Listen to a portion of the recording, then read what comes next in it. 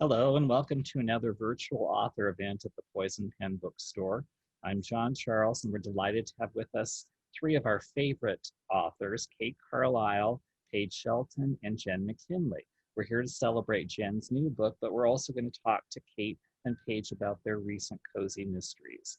Before I forget, we do have signed copies of the authors' books available here at the Poison Pen Bookstore, and we would love to have you order a copy either online or by giving us a call, and I know the authors would appreciate the sales as well. So without further ado, please join me in welcoming Jenn McKinlay, Paige Shelton, and Kate Carlisle. Welcome, ladies. Hi, John. Here, Buddy. Okay, I'm going to start you off, and why don't we start with Jenn first, since it's her special day.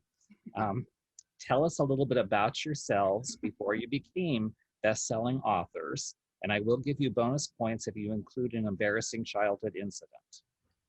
Hot. Seat got hot. A little bit about myself. Okay, I grew up in the mountains in Connecticut. My mom was a librarian, and I am the youngest of six. And the way I used to make money when I was a kid, because I was a candy freak back then, was so bad. I used to write a family newspaper because I found my mom's old portable, with like a red case. It was really cool, and you unzip it. So I found her typewriter when I was like 6 or 7, and I started writing a newspaper, but I ratted out every rotten thing my siblings did. Not bad. So not really embarrassing, but kind of bad. Yeah, it was all for candy. I charged for 25 cents a newspaper, and it was like a whole crime sheet. Who came in late, who used bad words. It was awesome. Best job I ever had. Paige? my turn? Yep. Okay, well, I grew up in the Midwest, moved to Salt Lake City right after college, and that's the first embarrassing story that came to my mind. I'm sure there are many, but when I first moved there, I was a little uncomfortable with everything, and myself, and I'm walking through this mall next to where I was working. I was working in an advertising agency, and I went to this mall for lunch, and I was in a business suit, but back in the day, it was a skirt suit, and, a blazer, and it was a while ago. And so I'm walking through, and I'm just doing this with my eye, and I thought somebody had a gun pointed at me. My eyes kind of went funny, and I thought somebody had a gun pointed at me. So I went flat on the ground in the mall, face down, and screamed. And everybody just ignored me and walked the other way. Nobody said a word about, what are you doing? Why are you on the ground? What happened? Nobody cared. So I stood up and straightened my skirt and went right back to work. That's hilarious. But I'm sure there are many more embarrassing stories to come.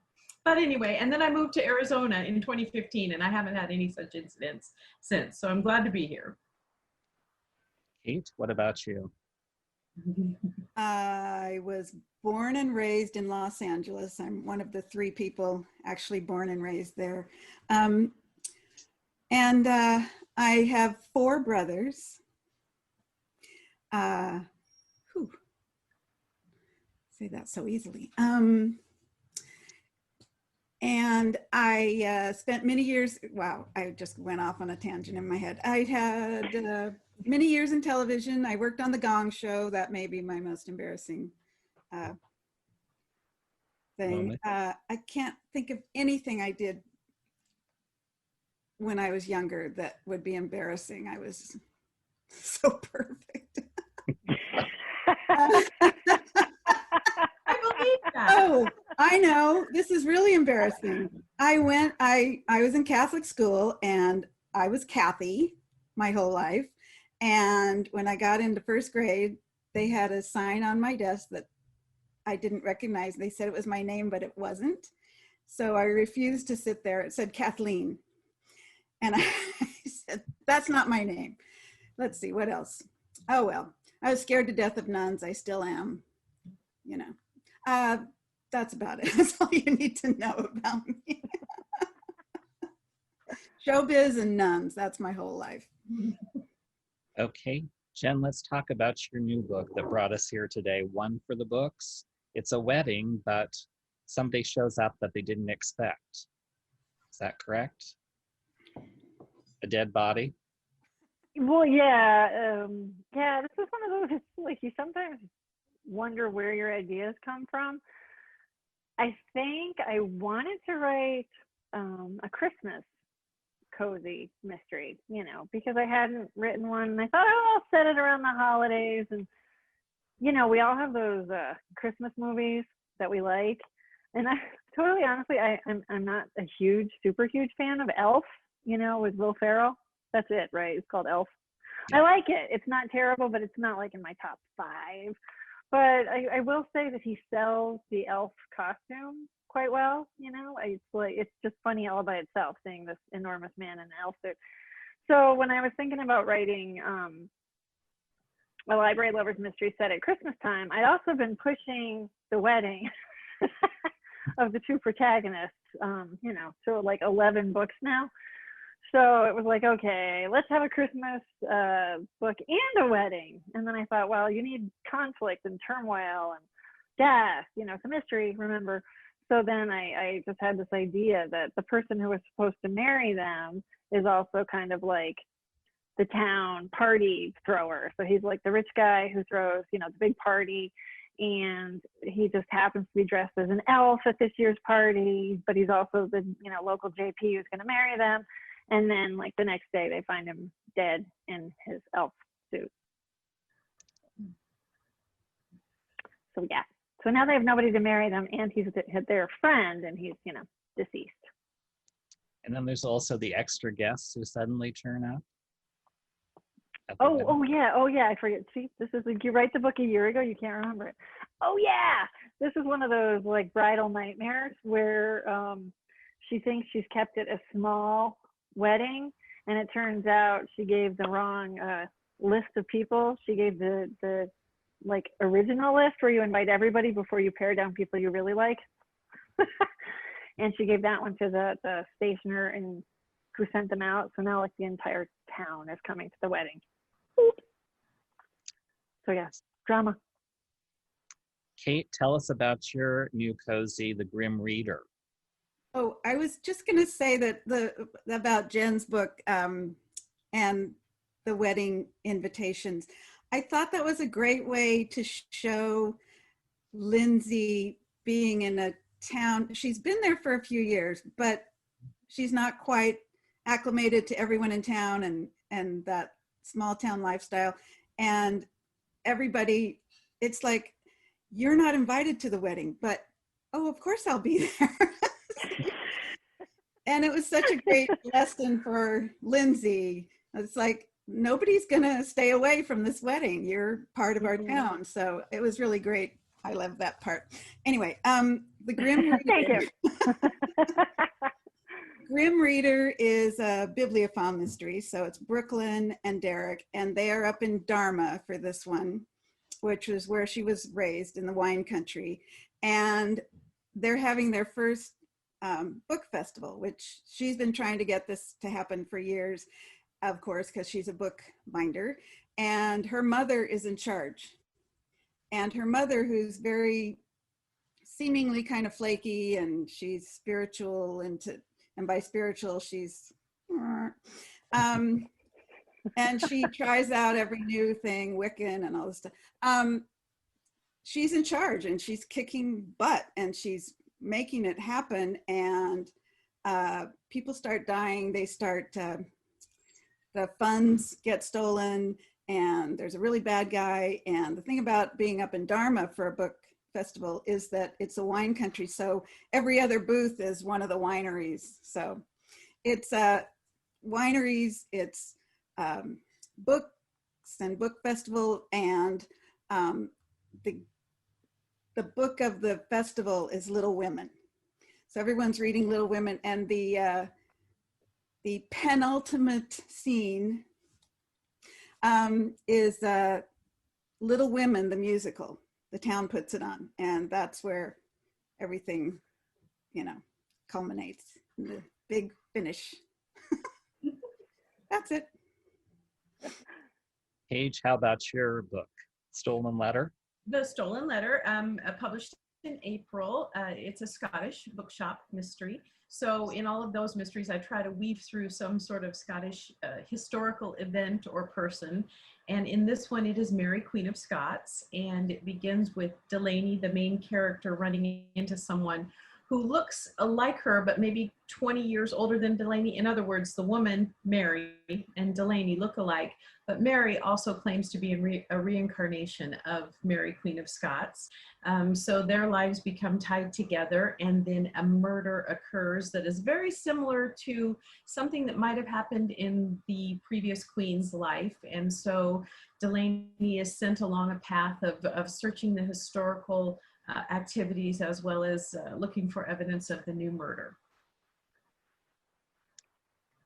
All of your books have been labeled cozy mysteries, for lack of a better term. How would you define a cozy mystery, and what do you think are requirements for that type of mystery? Let's start again with Jenn. I was hoping you were going to pick Kate. She's better. You're better at this, Kate. I think she's below me. I don't know where she is for you guys. She's the square above you. Yeah. Is she? Oh, she's okay. Kate. Cozies. You know, it's interesting because when I decided to write mysteries, I didn't know what cozy. Like, I'd never heard of cozies. I knew that you had Agatha Christie type thriller. I mean, not Agatha Christie type. You had Agatha Christie, very traditional, you know, whodunit, and then you had thrillers, and then there's romantic suspense, and so I kind of knew all that, but I didn't really get cozy. So they kept, you know, I'd write an idea and submit it, and they'd be like, "Well, we really need a hook," and I didn't know what a hook was. Well, I thought I had a hook.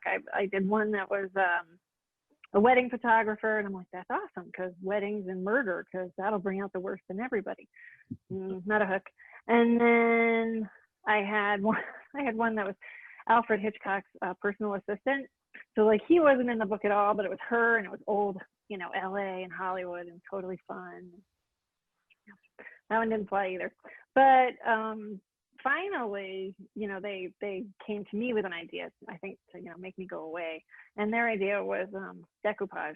So slowly I started to get the idea, and I knew decoupage was probably not going to be a hot ticket. So then cupcakes were kind of trending at the time, so I offered up cupcakes, and, you know, that apparently is a hook. So that's pretty much how I figured it out. But I think most Paige and Kate will have to answer too.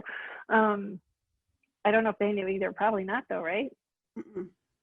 No, I never knew. I had no idea, and I kept sending my books to a particular agent, and she said, "You need a hook." And so I sent her another one that I thought, "Hey, here's a hook." And finally she said, "Don't send me anything else until you learn what a hook is." And I didn't. And I've been writing for, you know, a couple years. She probably wasn't that cruel. That's in my head. It's like, get out of my face. So I found out what it was, and then I set about trying to find a hook that I would be comfortable writing a few books in, and that was bookbinding, and that was like, boom, it hit the ground running.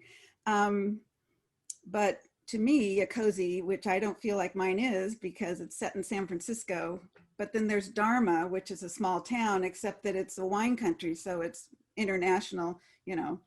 I screwed it up on every level, but it does have the elements of a setting is really important. It's an amateur sleuth, usually a female amateur sleuth. There's not a lot of blood and gore and guts on the page.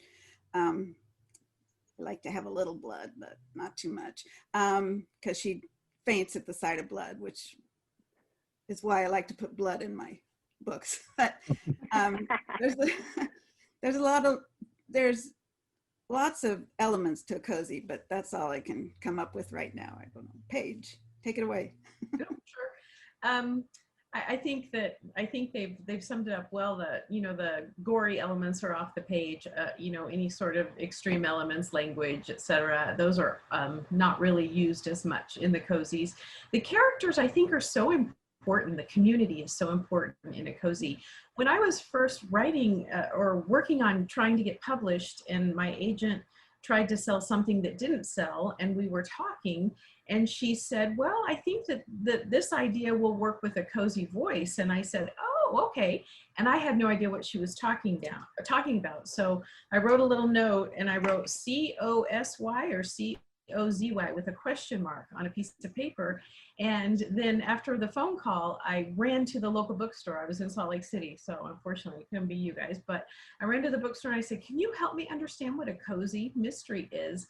And she took me right to the section with Agatha Christie, with other mysteries and traditional mysteries.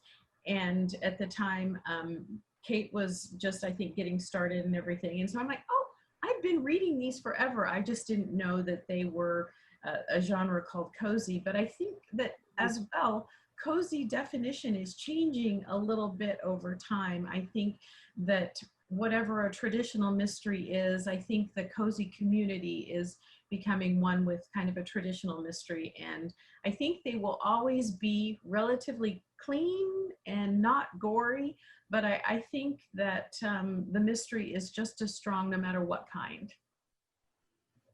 Yeah. I can look around. Excuse me. This is Barbara, and you probably can't see me, but an interesting point is that the British call much darker mysteries cozies. For example, P.D. James is a cozy in Britain. And basically in Britain, it means a traditional mystery. But in America, increasingly, and maybe it will change, it really means a not professional sleuth who has some sort of special skill that is not in law enforcement. And some publishers insist it always has to be a woman.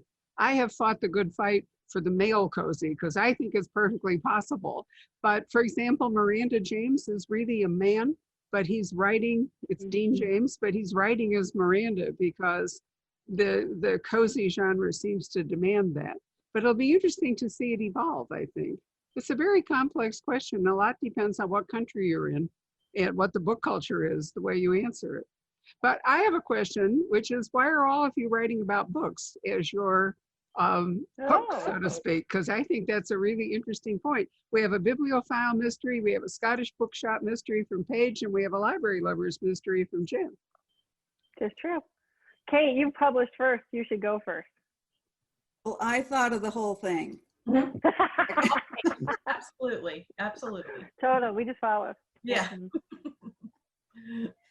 I don't know why we all write about books, but I'm happy that we do, and we're all pals. I started writing, well, the bookbinder thing was because I'd always been making books, but not professionally. I used to take little book arts classes and, punch holes and pull string and write a little book. I didn't write the book, I made the book.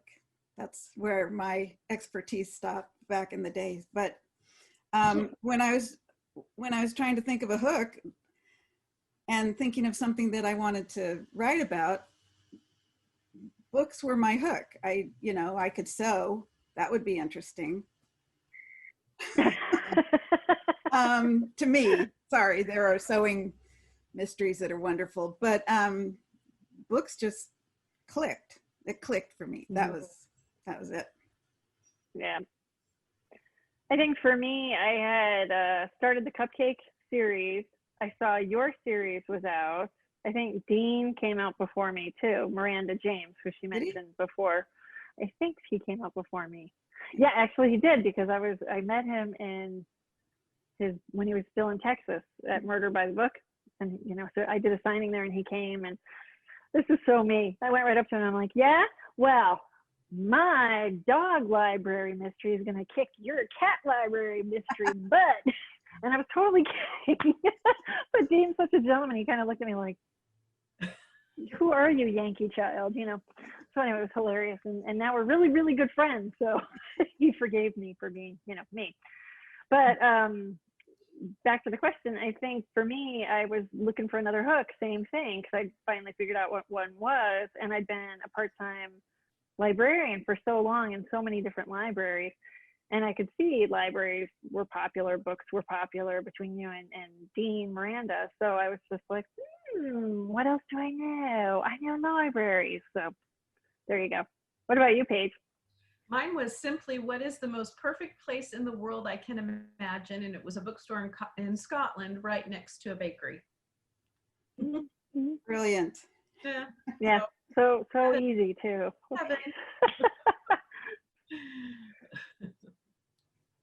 All three of you have been writing series for a number of years. This is a two-part question. Did you know when you first wrote the book that it was going to be a series?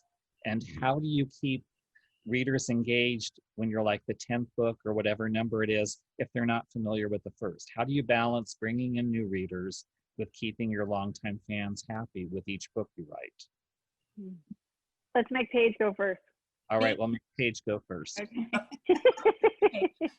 Okay, first part, yes, each one I've started I knew would be a series. However, I expected either only one or excuse me, either only 2 or 3 books. I didn't really, the publishers don't buy books beyond 2 or 3 to begin a series. So I'm very grateful for anything that goes beyond that. But I did know it would be at least more than one. As far as balancing, I'm not sure. I try to, in each book, slip in a line or 2 here and there, giving enough background that will keep any new readers interested, and perhaps, hopefully, even going back to the first books.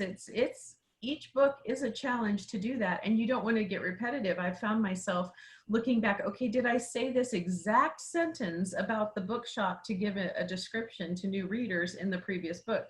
So it's a challenge with each book, but sometimes a line or 2 can just propel it backwards and forwards enough. Kate, you're up. Kate. Oh gosh. Can you repeat the question? Did you know when you started your book that it was going to be a series from book 1? And how do you keep new readers pulled into the story without disappointing longtime fans with each book? Wasn't sure about the second one. I knew it was going to be 3 books. I sold a 3-book deal. And I guess the way that I tried to make it different after 15 books, however that happened, is that I tried in the very beginning, I thought I had been doing this for so long that I'm going to put everything I've ever known in this book. So I put it in San Francisco, where my brothers live. I also put it in the wine country, where I have to go and do research. She's a bookbinder, which means she could go all over the world to a book auction, or to Lyon in France, to the Bibliothèque, and teach book arts class. She can, in one book, there's a paper maker, a famous paper maker who is a rock star paper maker, and he has fans, and it's weird. So I tried to make it full of stuff that I could just keep writing as long as they would sell, you know. And the way I keep readers, I don't know how I keep readers. You know, you give a sentence of, this is my mom and she does this, and this is where I grew up, and, you know, you just introduce the same old characters with a sentence, and then you just keep going, because somebody who's picking up my 14th book or something is going to know that, you know, there's not going to be a whole background here, but hopefully they'll enjoy the characters enough to go back and start at the beginning. Hopefully.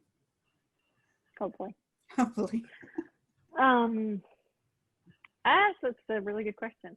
I did the same thing. I wrote 3 books thinking it would be 3 and done. So when they came back about halfway through the 3 contracts and they said, hey, let's do more, it was like, I kind of wrapped up all the loose ends.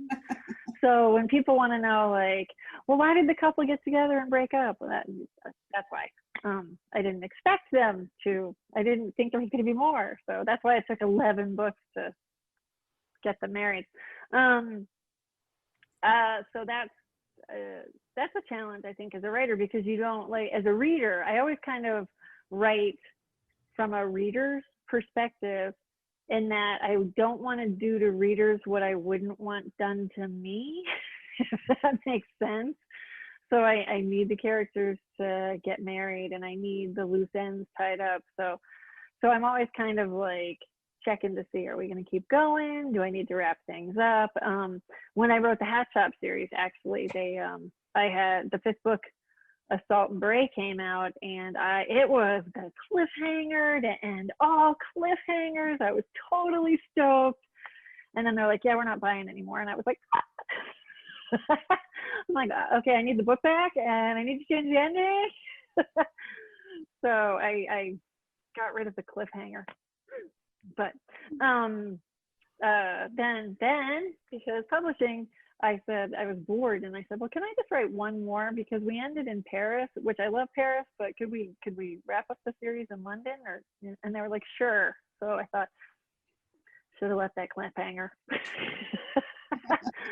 But as for later books in the series, I don't care. I'm kind of the person, like, if I find a series at the 14th book, it is the single greatest day of my life, because I am a librarian and I must start with book 1. So I'm banking on anybody who was like, oh, you know, the cupcakes on that cover are so cute. Oh, it's book 10. Well, I must buy all 10 and start at the beginning. So I don't care. Start at book 1 if you want to know everything. Totally kidding. And that's a joke. No, I put in little bits, but I don't belabor the origin stories of the characters, because I am the sort of person who will start with book 1, and I hope that most readers are that way as well. Yeah. A lot of readers don't realize that even if you're writing fiction, you're doing research for your books. So in the case of Paige, you were researching Mary Stuart. Kate, you're researching your book du jour, which happens to be Little Women. Jen, we're not sure what you're researching, but it must be something. So why don't you talk a little bit about your new book, the kinds of research you did, and anything fun you may have found? And we'll start with Paige. Okay. Do you mean the stolen letter or? Okay. Stolen letter. Okay, so for the stolen letter, it was, of course, Mary, Queen of Scots, which she really was fascinating. What a woman. I mean, really, what a woman. And the challenges she faced, being basically imprisoned, even though it was in castles most of her life, and her ultimate beheading, which was, you know, more, in my opinion, a murder than an execution, as far as everything that went on back in the day. But it was, I actually just read a really thick book. It's usually around somewhere, and I'm drawing a blank on it, but I did note it in the acknowledgments, and I devoured it. I absolutely could not get enough of it. It was, you know, yay thick, and it was just fascinating. Lots of little minuscule facts that, of course, I didn't include in the book that I wrote. But boy, what a time! What an incredible time in history to be alive and to fight battles and to lose and win wars, and it was fabulous. I loved it. Kate, what about your book? Well, The Grim Reader, with the book festivals and with Louisa May Alcott, I did quite a lot of research on starting a book festival. It's lots of details, and it's very, you know, lots of organization and lots of different people on a committee needs, you know, they all need to contribute, somebody doing finances and promotion and, you know, banners for the street and the stores and things. And then Louisa May Alcott was kind of fascinating. I kept going off on these tangents and wondering what I could put in and what I couldn't. And I have a Louisa May Alcott scholar that shows up, and I loved what I did with her. It was well done. Well done. Yeah. And then just the weirdest kind of things. Like I had to research slingshots and how far they could shoot if it was, you know, just a little one, but they have these big ones. I mean, they're practically like a crossbow. So I had to research that, and that's a semi-spoiler, but never mind. But frankly, I just want to talk about my next book, which is Premeditated Murder with the Fixer-Uppers, because I had to do research on insane asylums. That's all. That's a good one. That's a good one. When's that coming out, Kate? When would that be coming out? Oh, it's coming out December 1st, but it's really cool. Insane asylums turning into a hotel. So anyway. So Jen, your book was Weddings and Christmas. And a follow-up question, you said you had 5 favorite Christmas movies. Tell us about your research and what are your 5 favorite Christmas movies? Oh, okay. My research was, for me, it's mostly the murder. I usually have to, you know, in this case, he was found on a beach. So it was, you know, which way is the body facing? What would be the signs of hypothermia? How does the body respond? Because it's December and it's New England and he's, you know, on the water. So a lot of my research is the murder aspect, which, you know, kind of grisly, but, you know, no blood on the page, just a dead guy. But, so that's part of it. Part of it too is, you know, it's the little things, like he's a justice of the peace. So then I have to find out, well, how does one become a justice of the peace in Connecticut? Is it reasonable that this man who's a wealthy attorney would be a justice of the peace? And then of course there's a lady who is like a Wiccan or something. So it's like, well, what does she believe? What are some of the things that they, you know, they have, because they start auditioning people for the role of marrying them. So I trotted through a lot of interesting people, and, you know, so that was fun. So it is the weird little things that you're writing along and then you're like, oh, I don't know how one becomes a justice of the peace in Connecticut. So then you have to go off into the Connecticut laws and regs. And so that's my research. I mean, because the library, I worked in one for so long, most of that, although it's changing on me, I've been out of libraries for about 7 years. So it's interesting that the technology and systems have changed a little bit. So sometimes I have to call my buddies and be like, what's happening? And then for Christmas movies, It's a Wonderful Life. If we can count animated, it's always the Grinch. The Grinch Who Stole Christmas. And then the claymation ones, you know, the one with Heat Miser and Freeze Miser. Okay, that's like my whole childhood. My brother and I like waited all December for that one to come on. So, you know, because then we could act it out. So there's that one. And then trying to remember. Oh, this is terrible. Bad Santa. God. I know. I live in a frat house. That's just, you know, I'm sorry. We're all, we think that's hilarious.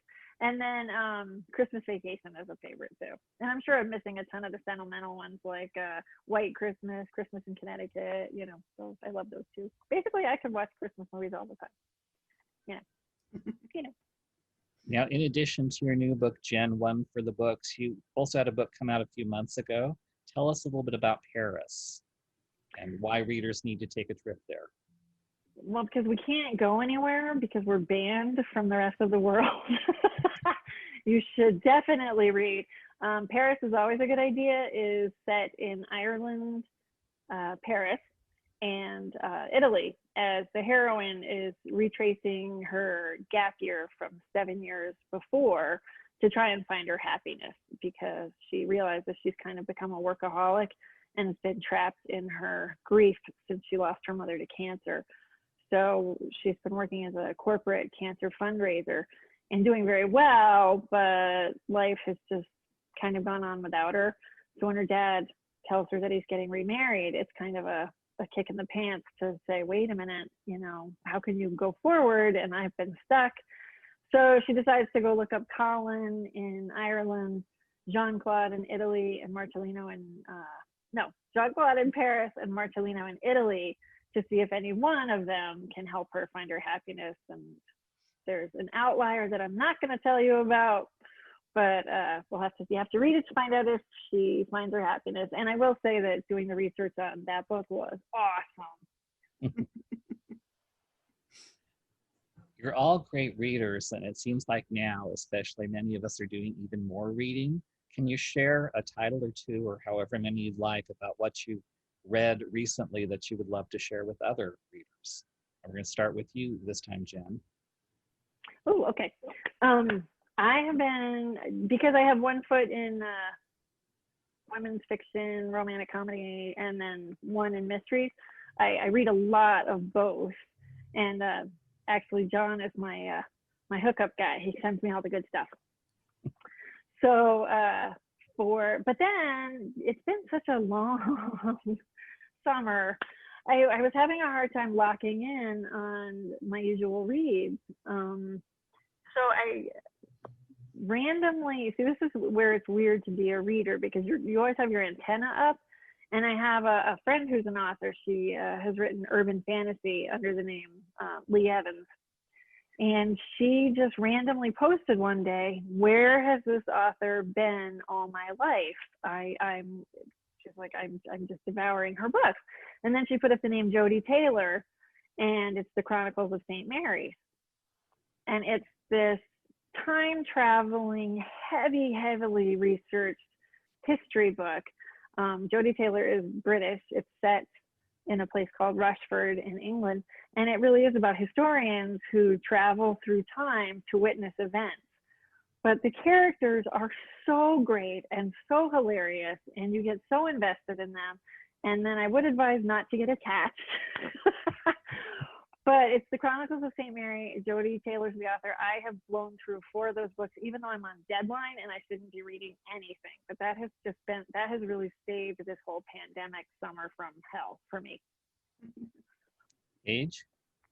The book I'm reading now well, first of all, I did read Paris and I did read Kate's books, and both of them, the most recent releases, are fabulous, by the way.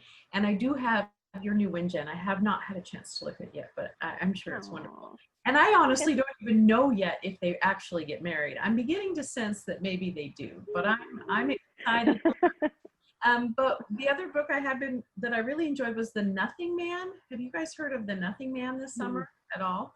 That was pretty creepy. It's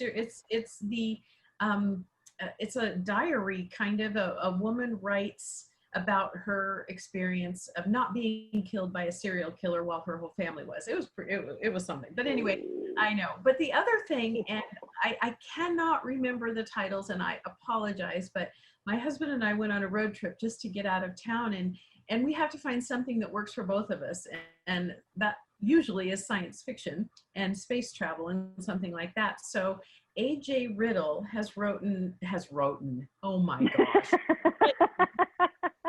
Oh my gosh, a trilogy about space aliens invading and what happens. And we were sucked into those Audible books. I wish I could remember the title. Oh, Winter World is the first one. And A.J. Riddle is the writer, but those were Audible books for our summer road trip. And we really enjoyed those. Kate? Well, I'm just trying to think of all the books I've read lately that I love. One is Paige Shelton's Thin Ice, which isn't a cozy. No. But you need a blanket because it's freezing cold and it's in Alaska. You titled that one, Kate. You came up with this title, so thank you. Thank you. I reread a lot of stuff because I guess it's just comfort reads and things. I love J.D. Robb, and I'm rereading her whole thing because she has a new book coming out in a week. And when I say I reread them, I listen to them at night I have all the books. I buy the Audible versions. I do that with a lot of with a lot of books. I'm kind of a nut. I don't know. But, I liked Abby Collette, who's also Abby Van Diver. She's doing the ice cream shop mysteries, and they're wonderful, and they have great titles. I'm kind of hooked on titles. I guess her next one is a Game of Cones or something. Yeah. And I like to read romance as well. I'm reading Susan Mallory, Susan Elizabeth Phillips. I like historical, C.S. Harris. I just been reading all kinds of stuff because I'm lonely and scared, and I just bury myself in a book. I guess we all do that. Mm-hmm. I think we do have some questions from your fans that Barbara. We do have some questions. We have a few comments. Paige, your hair has drawn a number of comments. People like your new hair. So Oh, well, thank you very much. Thank you. a very good thing. Another question is, do you have to read, can you read these books and then go back and read earlier books? And I think we've already answered that yes, you can read either the Grim Reader or One for the Book or the Stolen Letter, and then go back and find the earlier books. And another question is, are these only in hardcover? And yes, they are right now, but the earlier books will be in paperback. Then there are a lot of comments about how happy they are that all three of you together, because you're like their favorite authors as a trio. So that's a really good idea. Oh, right? thank you. The one Thank real you. question is, does each of you have a favorite character that you write? And if so, who is it and why? So Jen, this is your book launch, so we're going to stick you on the spot first. I'm assuming that's across all your series, not just one book. Yeah, that's hard. I mean, it just feels disloyal. Like, which is your favorite child? It's like, I hate them both most of the time. No, I'm kidding. I love my sons. I do. I love the hooligans. They're awesome. No, it's hard because it's like a child, you know, your characters will give you fits. So you love them dearly. You've created them, but you know, they fight back sometimes. Sometimes they don't do what you want, or, you know, they get all uppity. But for me, it's hard because I see facets of myself in a lot of my characters. Like in the Hat Shop series, Scarlett is like an uber extrovert. And if you've ever met me in person, I might be considered a tiny extrovert. Like my family, when I would go out to eat, and they're like, does the waiter have to be your best friend? Really? Well, yeah, but you get better service. I'm just saying. But when I look at Lindsay, it's the librarian thing. It's the love of books. It's the thirst for information. That's a huge thing for me. And then the Cupcake series, the character Angie actually is a sidekick. I am occasionally known for having a bit of a sassy temper, so she is very relatable to me. So I see facets of myself, but then I also see facets of my friends in a lot of the books. Paige and Kate have contributed to a lot of characters. Little do they know. My family, you know, I'm a big plunderer. If you tell me a story, it's all material. So it's hard for me to say there's any one character. Usually my favorite is whichever book I just finished writing, because I'm just so happy to be done with it for the moment. Which makes really good sense. Before we go on, one fan says to you that she'd love to have you send Lindsay to a library conference. And then she asked if the As Librarian is on virtual conference this year. So I'm guessing she's an Arizona librarian asking that question. Probably. I would love to do that. In fact, Kate and I have kicked around an idea of having our characters meet up at a conference. We haven't done anything with it, but we've considered it. So yeah, I definitely think that's on the table. So Kate, among your books, favorite character, do you have one, or is it you love them all the same, like your children? I kind of love the one that I'm writing right now or at any time. And I really like my guys. You know, I have Brooklyn Brooklyn is the protagonist in the Bibliophile Mysteries, but she's married to Derek. And Derek is just like, you know, James Bond. I mean, I love him. And he's really fun to write. He has a British accent, so of course he's very droll and loves her very much. So that's always appealing. And then in the Fixer Uppers, Shannon is wonderful. She's a small town girl, but she's, you know, she's talented and she's a building contractor. So she's working in a man's world. And her guy, Mac, is a world famous thriller writer. So I get these, the men are kind of larger than life and I love writing them. He's got a great sense of humor. He likes Scooby-Doo cartoons. So I kind of like the guys, even though I love my girls. What can I say? All right, Paige, you. The two main characters that I'm working with now are Beth in Alaska, and she's been through some trauma, and Delaney in Scotland, who's from America, who moved to Scotland. And I tend to like the character who's cooperating more. And if they're not cooperating as I'm writing, I'm like, I'm going to go write Beth for a while, Delaney. You're making me a little crazy. So I like the one who's working with me the best. All right. Jen, is your Paris book a romance? That's a good question. I mean, I think so. It's a romantic comedy. It's a weird, because I get complaints on both sides from, you know, I love you readers. I really do. Thanks for all the input.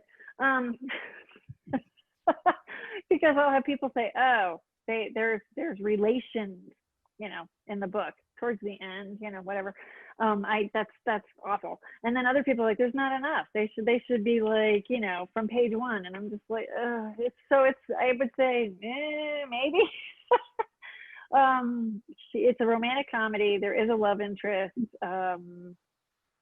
But it's mostly, I think, about a woman figuring out how to like herself again. I think it's more a woman's journey with a lot of just funny, romantic, ridiculous things.